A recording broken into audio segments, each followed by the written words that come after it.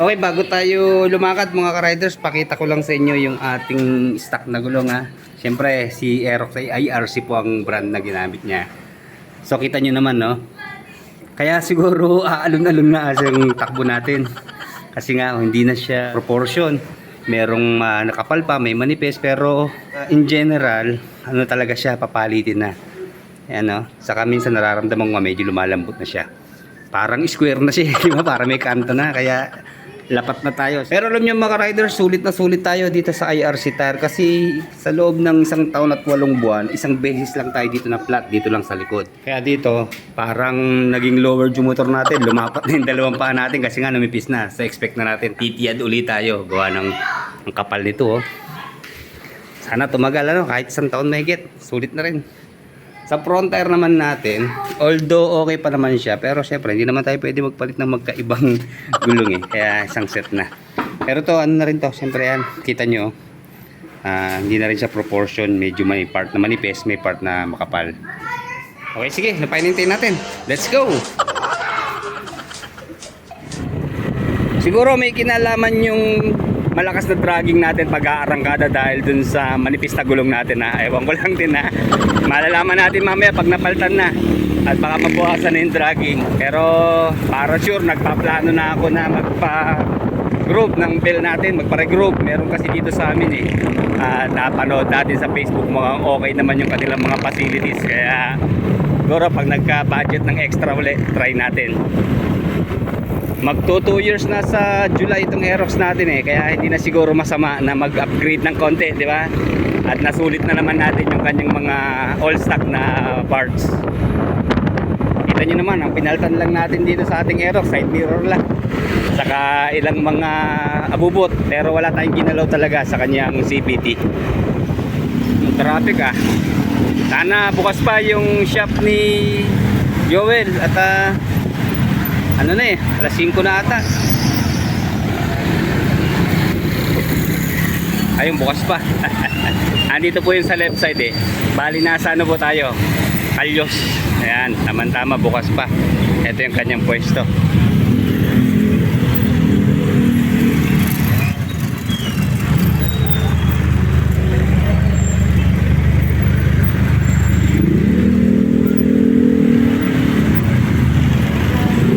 Pare, kaway naman dyan. Bukas pa, pwede pa. Ayan, ito shoutout kay Sir Joel Fernandez. Ayan, siya po yung may-ari nitong pwestong to. Sir, musta? Mukhang nakachempo tayo, walang customer sunod natin ang pwesto. Anong oras ka magsasara, sir? 6:30. 6:30 pa. Okay, tama-tama. Meron pa tayong time. Okay, para sa mga taga Santa Cruz, Laguna. Okay, dito po tayo lagi nagpapapalit ng gulong sa Tristan. Ayan, Tristan Vulcanizing Shop.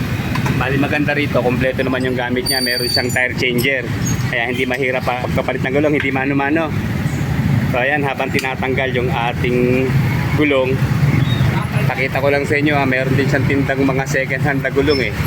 Okay, meron pala siyang pang Aerox dito. Ito hinahanap ko eh, second hand.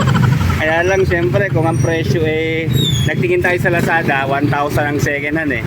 So siguro mas mura dito, pero siyempre sa brand new na tayo para naman maganda rin tignan, di ba? Kasi iba pa rin yung stock, matagal ang buhay nito eh. Kaya lang hindi natin agad nakita eh, meron pa lang available dito. Siguro sa mga interesado yan, pasyalan nyo lang po dito sa Barangay Calyos. Ayan, meron din siya mga brand new syempre. Pang 4 wheels, pang truck, saka mga pang bisikleta meron din. Ayan, saka pang motorsiklo. Ayan sa ilalim. Ayan ba, ang dami niyang stock na gulong dito. Okay, ito yung kanyang tire changer. Kaya mabilis lang ang pagpapalit.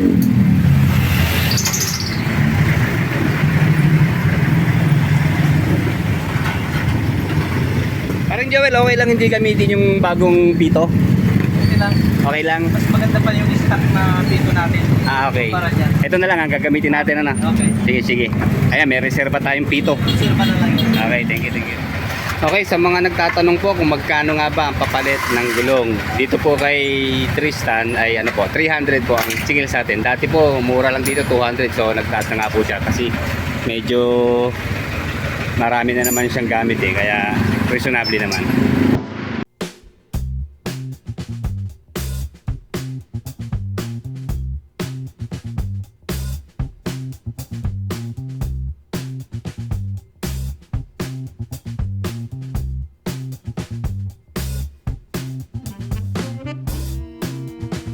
pa rin Joel, pa-check ko rin yung sa drum brake issue niya. Okay. Baka kasi papalitin na.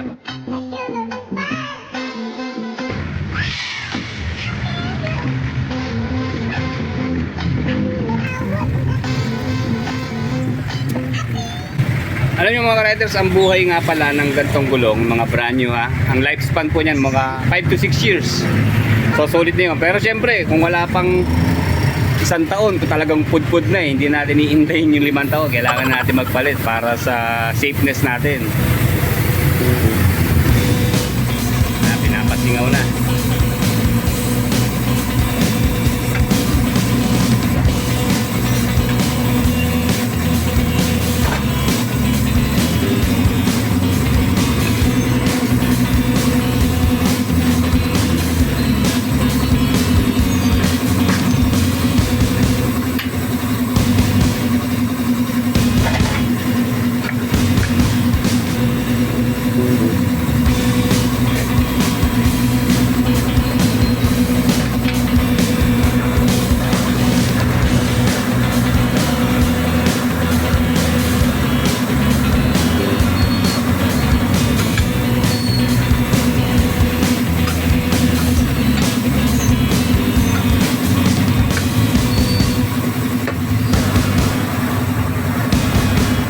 Pala mga riders, nagpalagay na rin tayo ng tire sealant noon eh.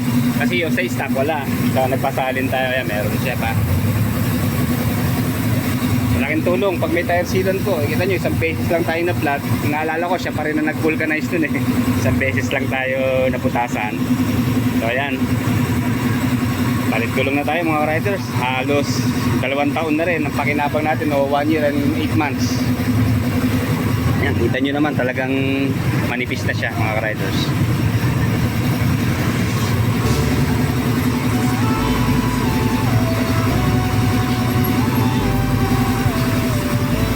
Mas gwagwapo ang ating Aerox ngayon, di ba? Maangas yung kanyang design ng gulong.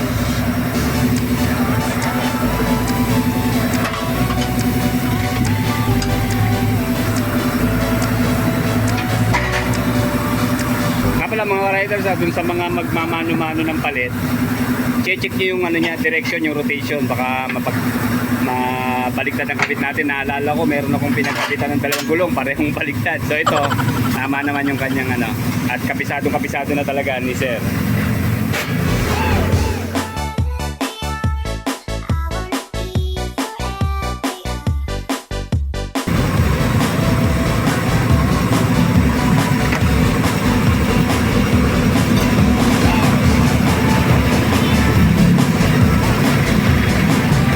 Mabilis sa pagkasalin sa tagiliran na. Dati kasi sa pito namin binapadaan eh. Kaya mas mabilis.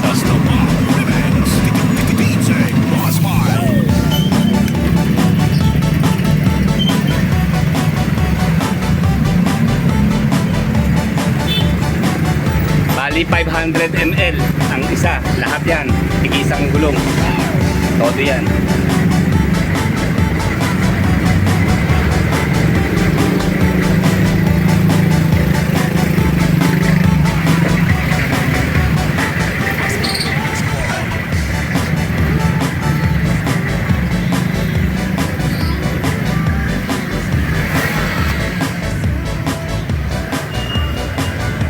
Pare, nawawala yung isang takip ko ha. Pakilagyan na lang kahit plastic. May nagbiro eh. Nakusunatan yung pito na, ay yung ano natin. Marami tayo dyan. Takip ba yun? Plastic na lang, kaya kahit kunin, okay lang.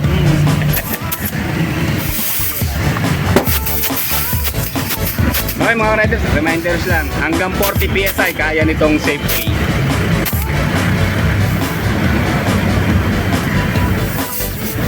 May panukat ka ba? 35 to 40 PSI pala.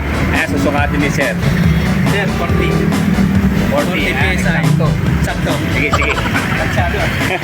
Talagang ano na eh, bihasang bihasa. Kabisado na eh. Ayan, medyo hinikpitan yung pito. Medyo nababol siya kanina, ano? Ayan, wala nang bubble. Clear. Okay. Takip na lang ma'am. Takip na lang. Okay pala, titignan ko lang yung shoe pa-check nga lang pala. Kung okay pa siya. Kasi mukhang magpapa-PMS tayo, yan ang susunod na kasama sa papalitan eh. Sir, makapal pa to. Wala pa sa Makapal pa? kalahati. Hindi Wala pa naman. sa kalahati ang putput. Wala pa. So, sulit na siya. So, ayan. So, yun, makakatipid tayo. Hindi tayo magpapalit ng shoes sa kanyang drum brake. At okay pa.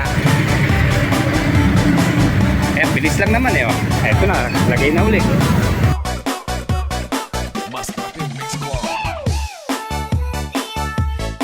Okay, yung mga riders natin sinasabi kong rotation niya, ayan, may direction siya.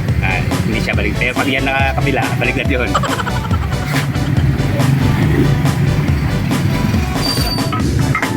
Virgin pa eh. Ngayon na nabuksan. Medyo maganit eh.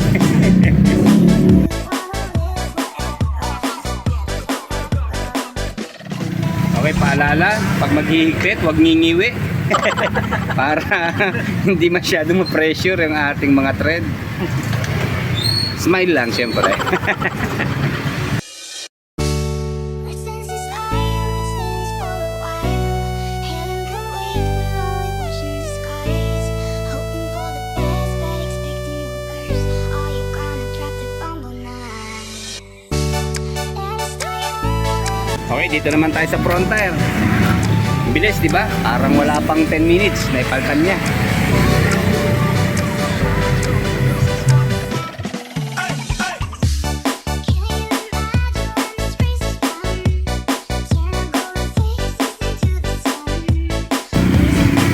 Pag Sunday ba, bukas ka? Pre? Oh, okay, buti pala.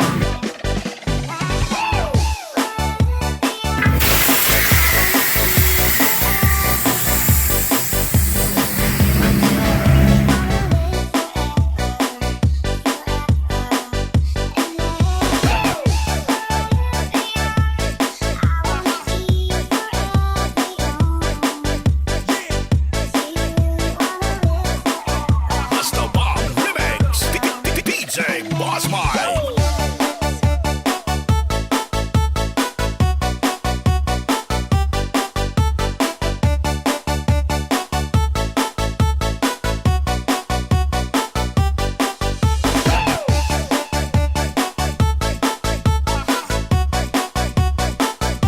Sana mga riders ang ipapalit ko yung 120 by 80 by 14. Kaya lang wala eh. Walang available. 110 pa rin ito.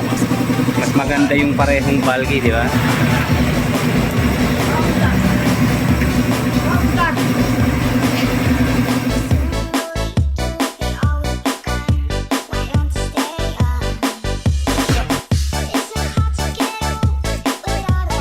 Dito po sa frontier natin, 35 PSI ang karga.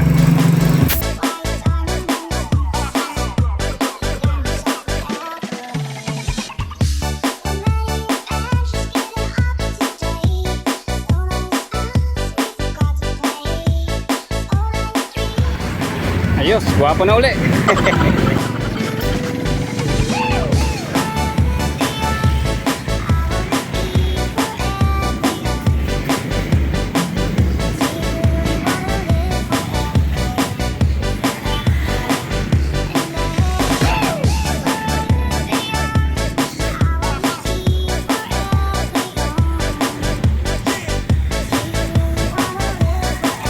That's the bomb remix. Ayan, okay na uli. Kapagkalit na tayo. Sir Jovel, maraming salamat ha. Sige, sige, sige. At good luck, good luck. Shoutout sa'yo, shoutout. Sige, thank you, thank you. Ayan, medyo kita nyo, tiyad na uli tayo. Lumaki yung gulo eh, tumaba. O, ba, testing ang preno, lakas.